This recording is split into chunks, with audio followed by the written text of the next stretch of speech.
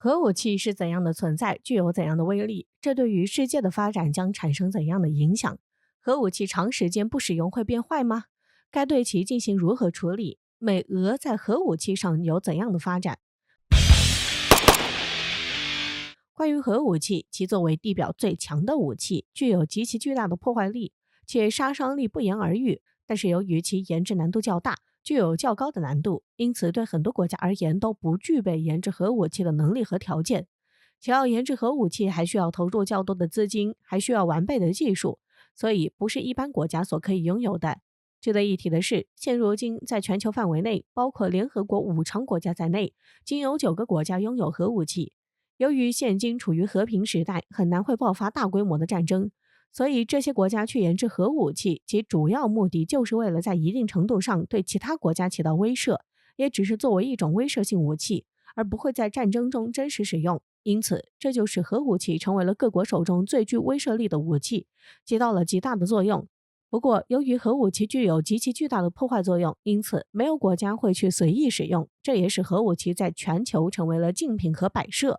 那么，既然核武器不能随意使用，对于这些拥有核武器的国家来说，是如何对核武器进行保养的？长时间不使用核武器会变坏吗？接下来我们一起来看看。首先，我们简单来看看啥是核武器。据悉，核武器是利用能自持进行的原子核裂变或核聚变反应瞬时释放的巨大能量，产生爆炸作用，并具有大规模毁坏破坏效应的武器。主要包括裂变武器和聚变武器，核武器也叫核子武器或原子武器。从广义上说，核武器是指包括投掷或发射系统在内的具有作战能力的核武器系统。核武器通常指狭义的核武器，即由核战斗部与制导、突防等装置装入弹头壳体组成的核弹。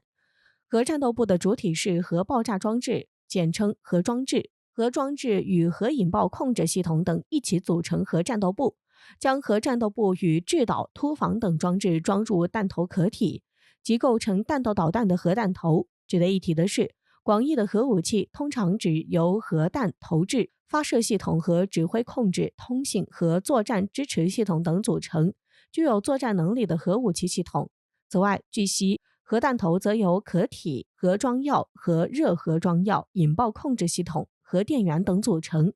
虽然核弹内的核燃料铀235不239的半衰期很长，但是核武器同其他复杂产品一样，其中的放射性核材料、有机材料等，时间长了都会改变内部结构的状态，从而使核武器的使用受到影响。加之受到外部环境的影响，核弹头中配套的高精密机械电子装置、弹道计算机以及电子元器件、其他金属塑料零部件等都是有规定的保质期。只要有一个零部件过了保质期，就会对核弹头的性能产生十分重大的影响，甚至会使得核武器完全失去效用，从而成为摆设。因此，如果核武器放在那里长时间不使用，就有可能会超过它的保质期。且核弹头的使用寿命大概在20年左右，但是核弹头的保质期不是一成不变的，具体情况要具体分析。如果对核弹头进行精密的保存和保养，那么就可能会大大提升核弹头的使用寿命，从而可以节省较多生产成本。当然，如果核弹头过期了，那么就需要对其进行更换、维护老化部件或者进行拆解，将其中用来引爆的常规弹药取出来，进行分解成核部件和非核部件，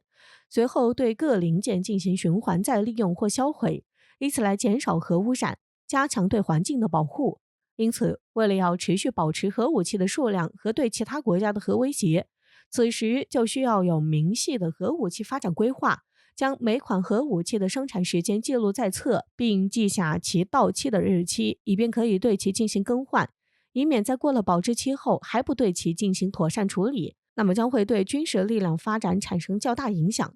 值得一提的是，根据专业人士分析，当前全世界拥有的核弹头总数大约为15000枚，其中美俄两国占据了绝大多数，其中美国有6186枚核弹，俄罗斯有6521枚。所以，美俄两国在核武器的数量上可以说是冠居全球，处于绝对的领先优势。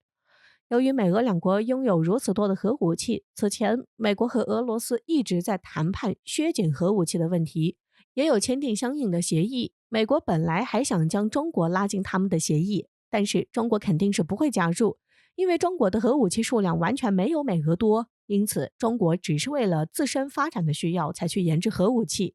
这只是一种自我防护的方式。此外，虽然美俄拥有超多数量的核武器，但是他们确实也不会随意去使用核武器，只能将其作为一种威慑力量，而是一直储备着，这就成为了他们威慑其他国家的重要武器。据悉，在美国和俄罗斯的核武器3000多枚核弹中，可能有1000多枚核弹已经超过了70年，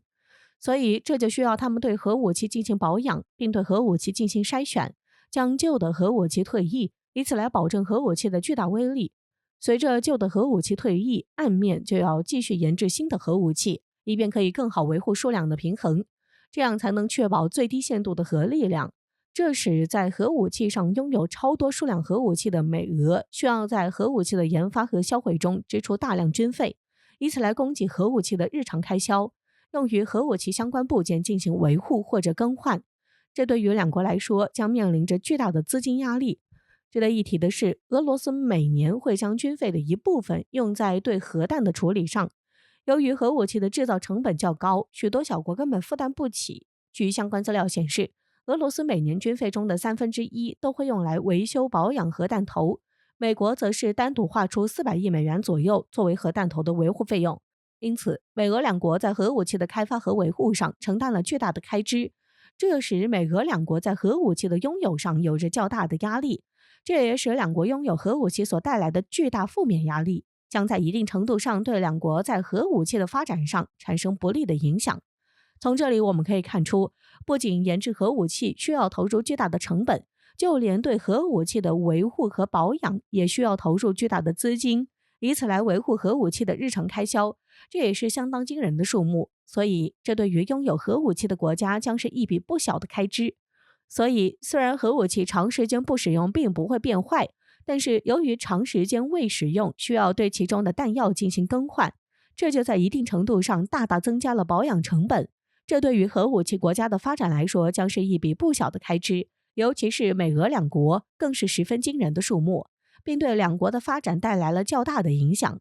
此外，核武器作为一种威慑性武器，虽然其具有强大的威力，但是其背后多存在的较大难处，就使许多拥有核武器的国家在核武器的发展上面临巨大挑战。因此，拥有核武器的国家都应该要从实际出发，实事求是，谨慎使用核武器，以便为促进世界和平发展做出应有的贡献。这也是核武器存在的巨大意义。